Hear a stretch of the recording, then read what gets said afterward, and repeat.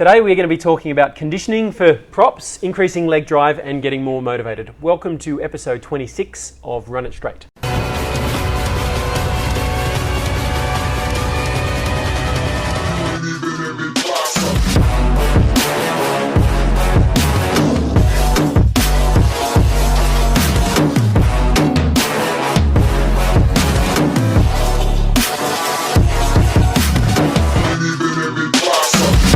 Question 1, conditioning for props. Thank you for sending in the question. Please give us a little bit more detail. I think we ask that every single time. Yep. Conditioning for props. So, Chris, do you want to start off? I mean... Say what you said before, it was funny, but now you've probably forgotten however you worded it. Yes, I did. But conditioning for props is the same type of conditioning for any other position. But the only difference that I would say is if you are quite heavy and there's a large amount of conditioning that you need to do to get up to scratch, then I'd get into the gym, jump on the bike, the rower, the cross trainer, just something that's less impact on your joints to help shed off a couple of kilos, get a little fitter, on top of the running that you're doing as well. So, but yeah, other than that, I'd say conditioning for props versus conditioning for backs is exactly the same, besides the slower times. There's not, particularly the level that everyone's talking about right here, there's not really a whole lot of difference. We would say you start where you should start with all things, which is test and get an idea where you're at.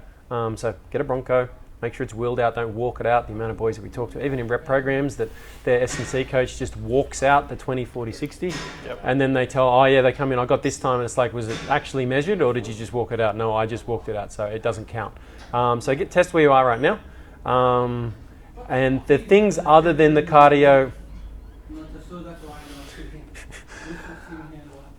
can you like do shortcuts within the thing? You're gonna have to do shortcuts. I'm getting distracted by too much noise. Maybe what? Maybe start that. No, we're like way into it now. Yeah, we're way into Okay, start. All right, we'll start again. Okay, so sorry, we had some noise. We had to jump cut it. So where was I? I was talking about you got to test first. After testing, you've got to look at other things, like Chris was saying. Body fat level is if your body fat's really, really high, you haven't been doing a lot of conditioning and you just start doing tons of running, you're going to start getting joint problems, you're going to get shin splints, the amount of times we've seen boys where that's happened. Yep. But we've gotten pretty good at trying to counter that and mediate that by doing off-feet obviously you need to look at your food to help, again, get the weight down. But other than that, the conditioning is really not going to be that particularly different. One thing I would say is as you get fitter, there's something called the SAID principle, which is the specific adaptation to impose demands. Essentially what that means is that you need to train like you play. And so if you're in middle, you're gonna have to be getting up and back and up and back. A lot of guys that are playing further out, if it's centers or wingers, let's face it, they don't really do a whole lot of work defensively, which is why they can get back and make a lot of meters scooting and whatnot, taking those first few hit-ups. But it's more important. Those big guys have got to get used to getting up off the line, getting on the ground, getting back up, getting back and getting set. So that's the only maybe difference that I would make that's not as applicable perhaps to some of the outside backs. Like we were saying, off-feet cardio, I would also say lower volume, slowly increase the volume as you're starting to get fitter and as your body adjusts. With your running mileage, kilometers, distance, try not to increase it more than 10% per week is a good rule of thumb to try to prevent injuries to your lower body. What else is there? Long, slow conditioning is I have more of a preference for that, particularly as you're starting out. Because you're less likely to get injured. We've seen before people like, oh, I'm going to go and I'm going to do hundreds to get fit. And it's like, yeah, that's fantastic. But you go and if you're sprinting at 90, 95% doing 100 meters and you're not particularly strong or in great shape, you get 2, 3, and then that fourth one, bang, the sniper gets you, your hamstring goes. And then, if you're injured, you can't train, you get depressed, you eat bad. It's all downhill from there. So before going for some of that super high intensity, those long efforts, build up some fitness doing steady state or long slow, if you want to think of it that way. So there's a less chance of an injury, and also there's less resistance or less friction to doing it. If we tell someone to jog 3 or 4 kilometers, they're much more likely to do that. They can put their headphones in, listen to some music or whatever, as opposed to going and doing a whole ton of Malcolms on their own, or hundreds or 50s or whatever it happens to be, where the intensity is really, really high and they feel like they're going to die. The resistance to them doing that is a bit of an issue. Whilst it shouldn't be, these are the realities, right? Yep. Is people are less likely to do those really, really hard sessions than they are the easy ones. If you're trying to build a little bit of a base, do the easy ones. Things don't have to be harder than they need to be. Obviously, we want to get to doing those more intense sessions, and look, a good tip for doing that would be to find training partners or to train in groups with your team in academy, like what we do is an example of that. It's a lot harder because all the other boys are there and you've got the coaches pushing you, so you can't really back out of it. And you can, I've done well today, I'll just do 8 instead of 10. You've got to do all of them. But outside of that, anything else? No, I just want to touch on that a little bit, just to add to what you just said. Even the guys that take a year off footy, which I recommend against, to put on some size. If you haven't been running for a while, coming in and going straight into the high intensity work, it's not good. So your hamstrings, your calves, your lower back, everything starts going, and there's a high risk of tearing a muscle. But so the long, slow, like Joe said, the longer jogs but slower, I couldn't recommend that highly, even higher. Yeah. Yep. All right, question number 2. How to improve leg drive? Chris? How to improve leg drive? You can take that a couple of different ways, but let's say Physical. physical. Yeah. We'll start with physical. Get stronger. Get in the gym. Get in the gym. Lift some weights. The power comes from your glutes, which a lot of people think it comes from your quads. Yes, quads contribute, but the majority of the power comes from your glutes. So get into the gym, increase your strength. That'll automatically increase your leg drive. You need a large posterior. Most of the guys that we found, one particularly useful training method for developing leg drive is sled pushes. And the guys that have been able to push the heaviest weight, like Abdul, like the most relatable to football. Yeah, but they both have massive backsides. Correct. And we see it when they play. Those guys, they hit the line and then they make a lot of post-contact meters. So it definitely contributes. So get stronger, go to a gym, train properly, build yourself up to it. Don't just, they've said sled drive, I'm just going to go and do heaps of sled work. Yeah. No. How many times we hear that?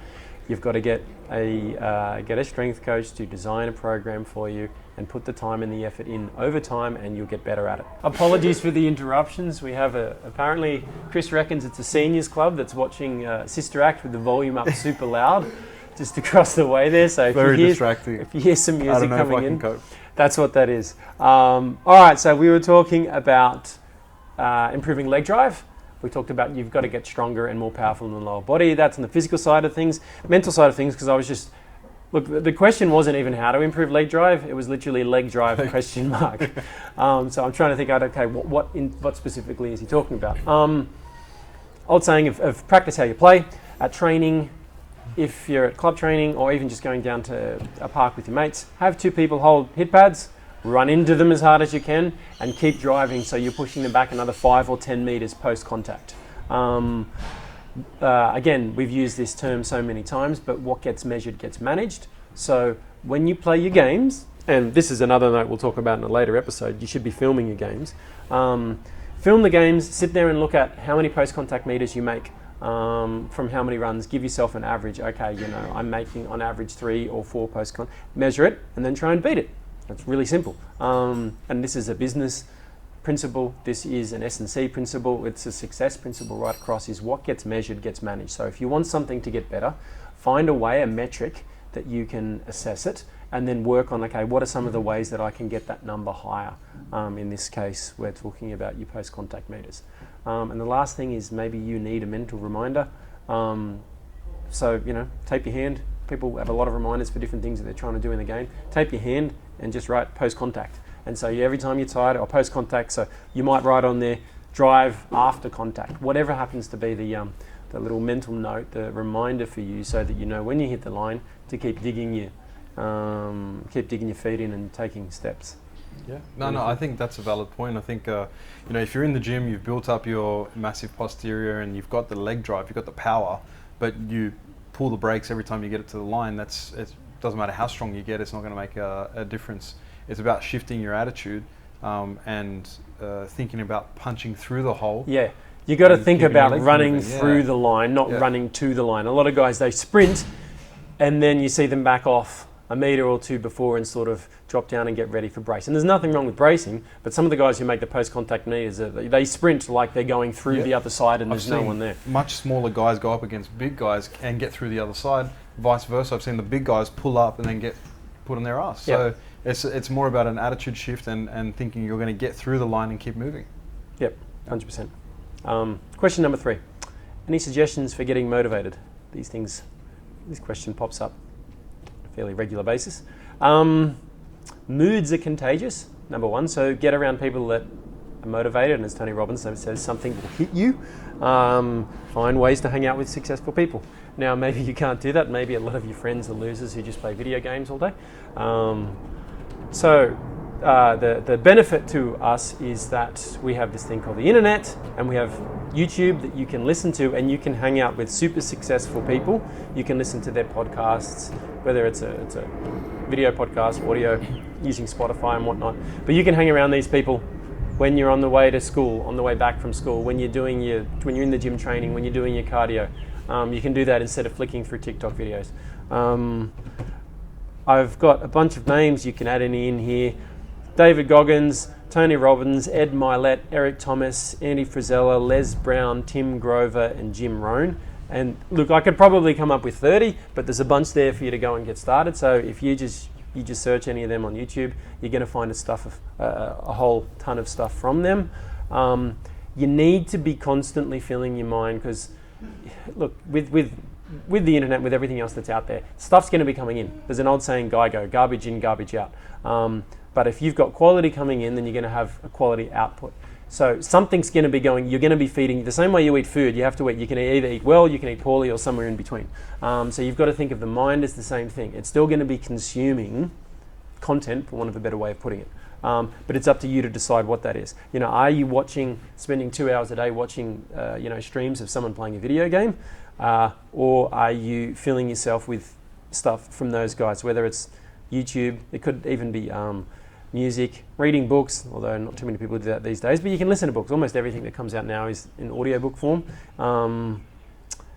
Listen to biographies or read biographies of successful people, whether it's athletes, and learn the stories that they've had to overcome things. We were just talking before about the film Bleed for This with Vinny Paz, boxer who broke his neck and then ended up being able to come back. Amazing story, really good movie. Look to, there's plenty of MMA guys who've got really, really sort of dark histories and things that they've had to overcome to get themselves to that particular point in time. The more of this sort of stuff that you put into your mind, the more you start to understand and realize, that's what human beings are capable of doing. If someone's done it before, then that means that I can do it. And you need to have those kinds of examples instead of 95% or 99% of the people that you come in contact with that are always they're gonna find the flaws in your plan, and they're gonna tell you all the reasons why it won't work. I mean, how often is that? Do we hear that? All the time. Even, and it's not that your mum and dad don't love you, but even mum and dad, that's too hard. You have to get up too early. You have to stay up too late. I think he's training too much. It's like, please, 17-year-old kid and he's training too much. I don't think I've ever seen that. So, fill your head with the right stuff. Anything else? Yeah. Just to touch on that, look, motivation, I understand why everyone asks, how do I get motivated? But I find motivation is a good tool to get started, and then it ends there. I think it needs to be more about discipline and adding something into your routine, your daily routine, or your weekly routine, as opposed to trying to get yourself motivated every time you go to train. Because motivation should only be there to start your journey, but then what's going to get you the distance is more discipline and consistency. Yeah, willpower. People think if I listen to a lot of motivational stuff, because in the moment you might get all really amped, okay, and that's what. Side note to that, yeah, nothing has motivated me more than David Goggins' audiobook. So if you're looking for motivation, I highly recommend that. Can't Hurt Me, and he has another book coming out, which is super excited. Yeah, it's meant to be. And apparently he said the other one was a little bit soft, so and see how that's possible. But hey, happy to be proved wrong. So that's the side note. So if you're looking to get motivated, I would start there. But you know what? I don't even think motivated is the right word. I think it's more about educated, which is what I was saying before, is you need to put the information in. But what the point that Chris is getting at is these things, discipline is around things need to become habits, meaning motivation is when you do something because you get yourself in the mood to do it, whereas discipline is when you just do it. It doesn't matter what mood you're in, you're just going to do it. Yeah. And there's going to be a lot of things that you can't willpower, so you need to try to create habits instead. And a habit doesn't require willpower. It doesn't require willpower, typically, to get dressed in the morning or to brush your teeth or to eat your breakfast and do those things. For most people, that doesn't usually require willpower. It's just a habit.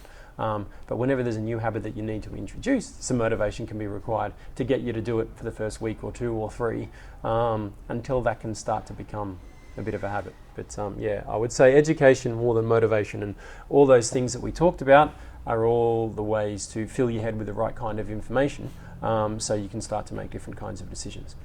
Yeah. And it definitely helps hanging around the right people. So obviously if your parents haven't done anything like this before, they don't understand the training aspect and they just see that you're tired, of course they're going to say you're training too much. But if you're hanging around another 10 athletes who are training towards the same goal as you, and they're all getting doing after the it. same thing, 100%. then you would say, no mum, you're not right. Yeah, I have to do this to get to where I need to go. That's right. So it's just about hanging around the right people, getting the right information. And like we've said, if you don't have any of those people in your actual life, for the time being, you can find a whole bunch of them online. Yeah. Done. That's this episode done. So guys, please keep sending us questions. More detail if possible. But where are we getting them all from, Spiz? Instagram? Yep. So send your questions on Instagram and we will come back to you with answers, see if we can help you out. Cheers.